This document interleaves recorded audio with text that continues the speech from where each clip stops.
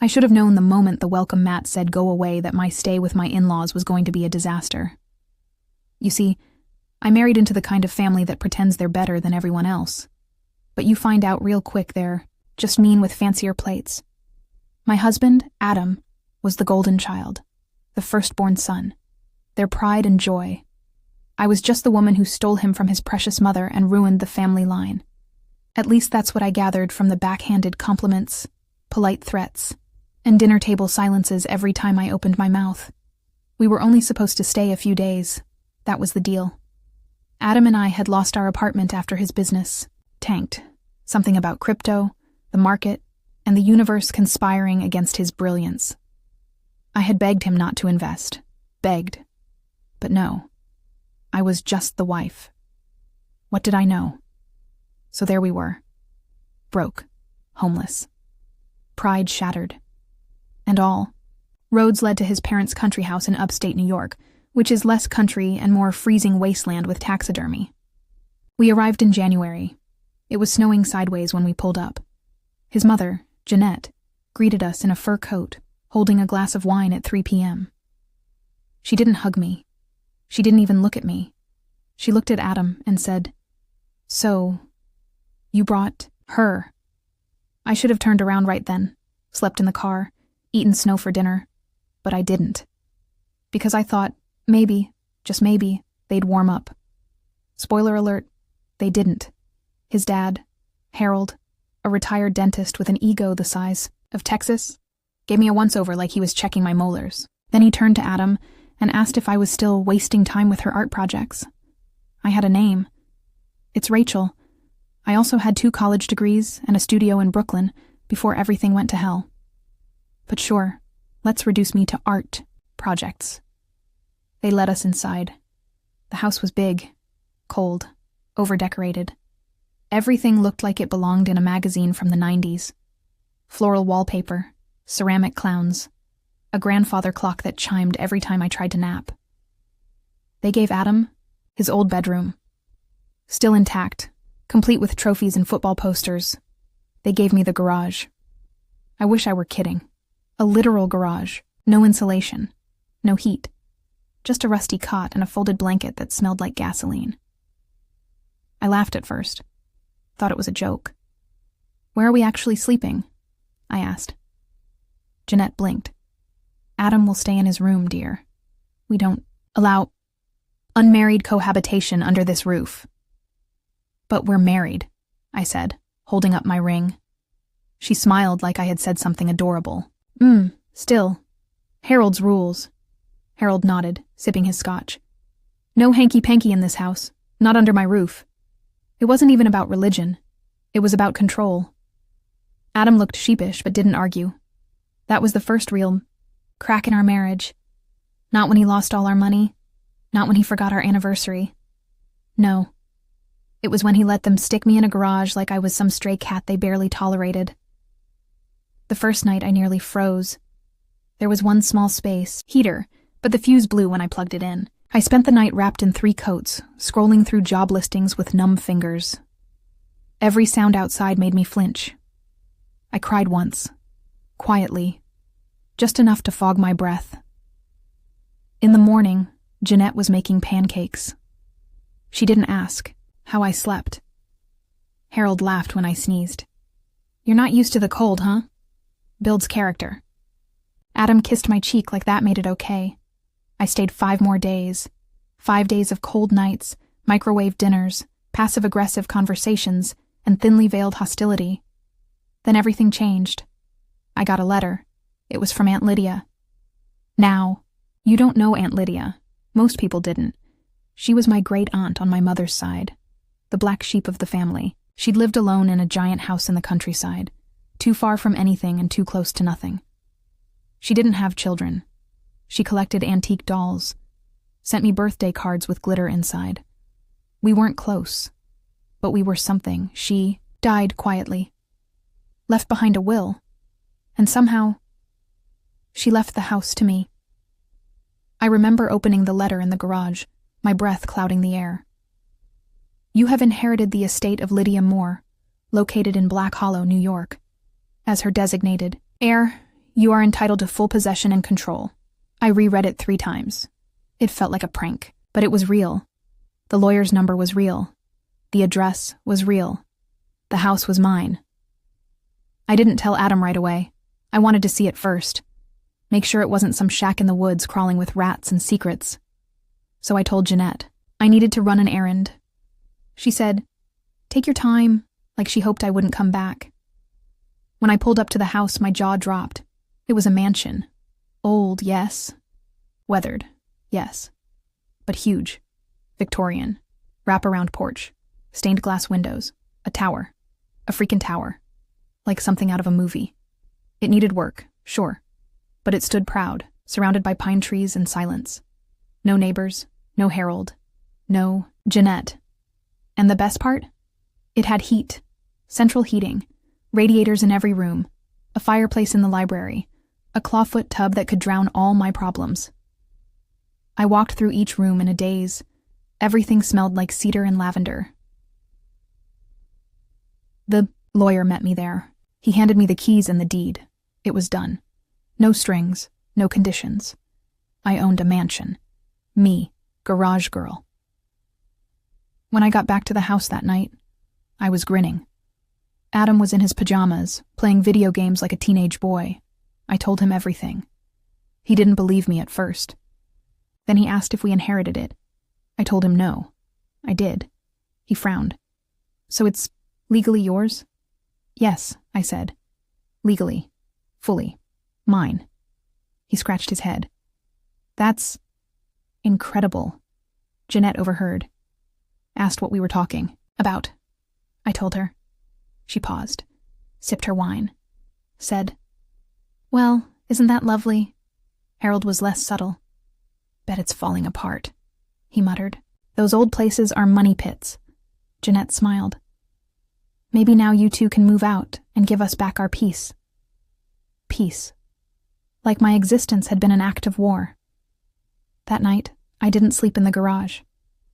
I drove back to my mansion, lit a fire, soaked in the tub, drank hot cocoa in a robe that didn't smell like oil and sadness. The next morning, I packed my stuff. Adam was confused. "You're leaving now?" "Yup," I said. "What about me?" "You're a grown man. Adam, figure it out." He looked offended. "So you're just abandoning me?" "No," I said. "You abandoned me 5 days ago, when you let them treat me like trash and said nothing." I drove off. He didn't follow. I spent the next week fixing up the mansion. Nothing major, just cleaning, painting, buying furniture off Facebook Marketplace. I found a cat in the attic, named her Justice. Then, a snowstorm hit, one of the worst in years. Roads were closed, power lines down, temperatures dropped below 0. Guess who showed up at my door? That's right, Jeanette, Harold, Adam, frozen, desperate. The power went out in their house. Pipes burst, roads blocked. The whole neighborhood was a frozen wasteland. They had driven for miles just to get to me. I looked at them through the glass door. They looked miserable. I opened it slowly. Jeanette tried to smile. "Sweetheart, we're so glad you're safe." Harold coughed. "Let us in, would you? It's brutal out here." I sipped my tea. "Funny. I thought you didn't allow cohabitation. Under your roof." Adam stepped forward. "Please, Rachel, don't do this." "Do what?" I asked. "Be petty," Jeanette snapped. I raised my brow. "Oh, you mean like giving your daughter-in-law a garage in January?" Silence. Adam sighed. "Look, I messed up, okay? I should have stood up for you. But we're in trouble. We need help." I looked behind me, at the roaring fire, the warm lights, the cozy chairs, the cat on the rug. Then I looked back at them. "Fine," I said. "You can stay. I have one room ready." They smiled, relieved. "The garage is right around, back." I shut the door and locked it. Then I made popcorn, curled up with Justice, and watched them huddle in the snow. No one puts me in the garage, not anymore. I didn't think they'd actually go to the garage. Honestly, I expected them to storm off.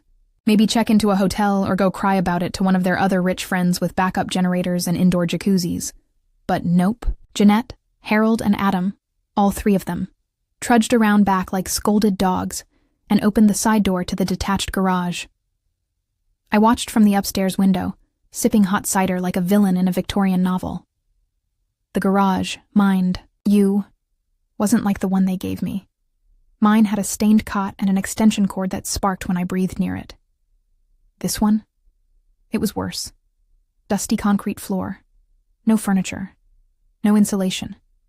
A box of rusted gardening tools and a shelf. Of expired motor oil. Poetic justice, really. I waited 20 minutes. Then I turned the porch light off. Let them sit in the dark for a while. It builds character. Or so Harold used to say.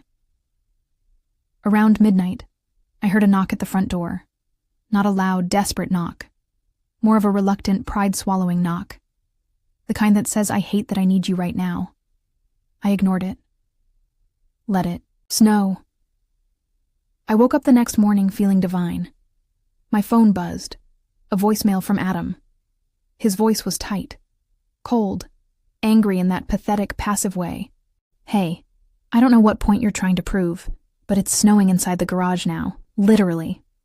Mom slipped on ice and hit her elbow. Dad won't stop cursing. Can you please let us in? At least for a shower? A shower? That was rich. I remembered trying to use their bathroom that one morning and Jeanette physically blocking the hallway with her mug of chamomile tea. Guests use the one in the basement, she'd said, nose turned up like I carried disease. The basement shower was a rusty pipe in a room that smelled like wet earth and unresolved trauma. Nope. They could marinate in their own elitism now. Still part of me, the naive, overly empathetic part I had tried to murder with therapy, wondered if I was going too far. So I did what any reasonable woman would do. I baked muffins, banana chocolate chip to be specific. The scent wafted through the house and, I imagined, out the cracks of the front door, straight into the icy air where my 3 frozen guests were huddled in their coats of entitlement. I texted Adam, "Hope you guys are staying warm. Banana muffins." Came out amazing. He didn't reply. An hour later, I heard a commotion.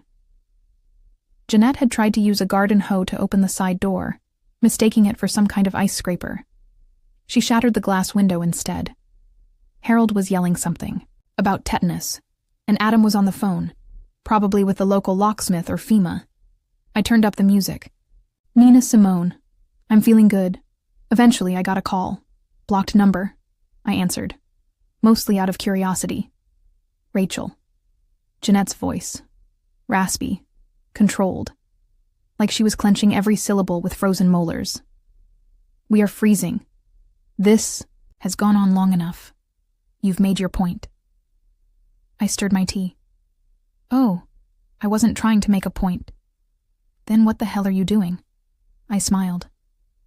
Teaching a course in consequences. You may want to take notes. There's a quiz later. You're being cruel. Jeanette, I said sweetly. Do you remember what you said to me the second night I stayed in your garage? Silence. I remember, I said. You said, some people just weren't raised with grit. More silence.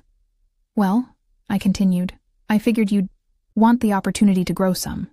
You know, now that you're the one sleeping on concrete. She hung up. Petty? Maybe? Therapeutic? Extremely. I had no real plans for how long this was going to go on. I wasn't sure what I wanted from them. An apology? Regret? A full Shakespearean soliloquy about how wrong they'd been and how radiant I was in every possible way? Maybe. But mostly, I just wanted them uncomfortable. Like I had been. On day 3, the garage door froze shut. They were literally trapped inside. Adam called again. This time he led with something new. I miss you. I laughed so hard I nearly dropped my wine glass. You miss me? I said. You mean now that you're freezing, dirty, and your mother smells like desperation? He sighed. Okay. I deserve that. I should have stood up for you. I should have said something. I was weak. You still are. He didn't argue. Can we please talk? He asked. Face to face. I'll come by in the morning, I said. I hung up, and danced in my socks for 10 straight minutes. The next day, I dressed warmly and headed out with a tray of muffins. Just for drama. They looked pitiful. Jeanette was wrapped in 2 throw rugs like a human burrito. Harold was chewing on what I think was an old protein bar. Adam looked unshaven and pale. His eyes lit up when he saw me. "I brought muffins," I said, offering the tray. Jeanette tried to reach for one. I pulled it back. "Say please," she glared. "Please. Say, Rachel, I'm sorry I treated you like a feral raccoon when you were the only decent thing to ever happen to my son." Silence. I waited. "Fine," she hissed. "Rachel, I'm sorry I treated you like a feral raccoon when you were the only decent thing to ever happen to my son." "Good girl." I handed her a muffin. Harold scowled. "This is humiliating." I raised an eyebrow. "Oh, Harold, I thought you liked character-building situations." Adam took a muffin and actually smiled. "You're enjoying this, aren't you?" "More than I enjoyed my wedding," I said. He winced. "Look," he said. "I know I've been a terrible husband. I let them walk all over you. I was so focused on not disappointing them, I forgot I had a wife." "Convenient," I said. "But I've had time to think. Out there, in the cold, and I realized you're the only one who ever stood by me, who believed in me, even when I didn't deserve it." I raised a muffin to my mouth. "Go on. I want to make it right. Move into the house with you. Fix things." I chewed slowly. Swallowed. "Do you love me, Adam? Or do you love the heat?" He opened his mouth. Closed it. Didn't answer. I nodded. "That's what I thought." I turned to leave. "You're seriously just going to leave us here?" Jeanette called after me. I paused. "Of course not," I said. I'd never abandon family. Then I walked to the edge of the driveway and pulled a tarp off what used to be my garage cot. Still rusted, still freezing. I wheeled it toward them. "Here." For old time's sake, they stared at it like it was a coffin. "I'll be back tomorrow," I said. "Maybe with soup, if I'm feeling generous." Then I waved and walked back inside. The heater purred. Justice meowed. Nina sang again. "It's a new dawn. It's a new day. It's a new life. For me." And I was feeling good. But we weren't done yet. Not even close. Because what they didn't know, not yet, was that this mansion came with something even colder than revenge. Something buried. Something old. And I wasn't the only one who'd been sleeping in that garage. So, I thought my revenge was complete. Let them freeze for a few nights. Let their ego deflate like an old pool float. Feed them muffins and humiliation. Simple. Clean. Justice with a crusty top and a warm center. But then, something changed. On the 4th night, I woke up to the sound of music. Faint. Old. Something like a piano. Out of tune. Playing from the garage. Except, there's no piano in the garage. I froze in my bed. Listened. It stopped. I got up. Grabbed the flashlight. Peeked out the window. The garage door was cracked open. Now let me be clear. They didn't have the keys. I hadn't unlocked it, and it was jammed shut the day before. I checked. I stared for a moment, then closed the curtain, walked back to bed, and told myself I imagined it, until the next night. This time it wasn't music. It was knocking, slow, rhythmic, on the back door of the mansion. 3 knocks. Pause. 3 more. I looked out the peephole. No one there. Checked the security camera feed. Nothing. Checked my sanity. Also, nothing. The next morning, I asked Adam. "Hey," I said, leaning casually over my coffee. "Any of you been wandering around the property at night?" He looked genuinely confused. "No. Jeanette won't leave the sleeping bag. Dad's still mad at the shovel." "Why?" "No reason," I said. Lied. But my gut was doing somersaults. and I trust my gut. It's been through some things. That night, I locked every door, lit every hallway, sat on the stairs with my phone, just listening. At 2:47 a.m., I heard it, creaking floorboards, in the attic. The attic no one had opened since the day I moved. And I grabbed the baseball bat by the umbrella stand, climbed the stairs, one by one.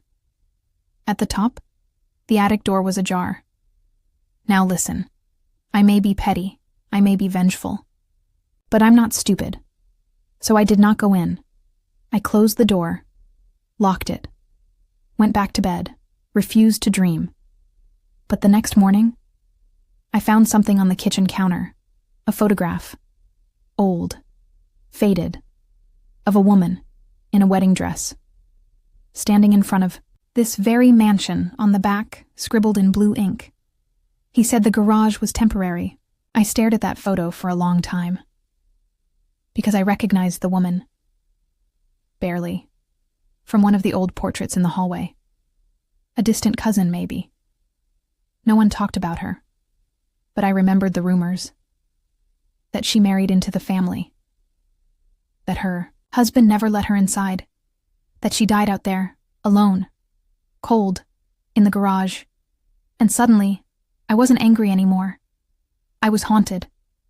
Not by her exactly, but by the idea of her. Of how this family, this house, had a history of freezing women out. Literally. I was just the next chapter in a long book of silence. So I made a decision. I walked out to the garage, opened the door. Jeanette looked up from the floor like a raccoon caught mid-theft. Harold was shivering. Adam had a nosebleed. "Pack your things," I said. "What?" Adam looked confused. "You're leaving." "Wait," he said. "I thought we were—" "No," I cut him off. "You thought wrong." I pointed to the photo in my hand. "She lived here too. Your grandfather's first wife." Jeanette's face went pale. "She died in this garage," I said. "Locked out, left to rot. And you know what? That's your legacy." They didn't speak. "You didn't just treat me like garbage," I continued. "You inherited cruelty like it was fine china. And I'm done washing the blood off your porcelain." I turned, walked away. And this time, they didn't follow me. 3 hours later, they were gone. Left in Adam's car with 4 garbage bags and 0 dignity. I watched them drive off from the porch. Then I went inside, stood in the front hall, looked up at the portrait of the woman in the white dress. "I hope that helped," I said quietly. The lights flickered. I like to think she approved. A week passed. The house settled into something like peace. I painted the guest bedroom, donated all of Jeanette's weird porcelain cat statues, burned the ugly Afghan blanket that smelled like Harold's opinions. The garage, I sealed it, insulated it, put a lock on the inside, turned it into a small studio, a space for painting, for thinking, for ghosts, if they wanted it. And then, something strange happened. I started sleeping through the night. No knocking, no piano, no attic creaks, just silence. The kind that feels earned. One day, I got a letter. No return address, just typed words. "We're staying with Harold's cousin in Arizona. Thanks for nothing. Adam says he wants to talk, but I told him to grow a spine first. Don't write back." Perfect. I folded it, lit a match, watched it turn to ash over my banana muffin. Because here's the truth. Vengeance isn't about cruelty. It's about restoration, about reclaiming the warmth someone tried to take from you. I slept in that garage for 6 weeks. 6 weeks of feeling small, disposable, invisible. Now I sleep under a velvet duvet in a heated room, with a view of the garden and the moonlight painting silver across the walls. And if the house creaks, if a shadow flickers near the attic, I don't flinch, because I know now. This mansion, it remembers. It chose me. Not because I'm blood, but because I survived, and because I didn't just take revenge. I broke a cycle. One cold night at a time.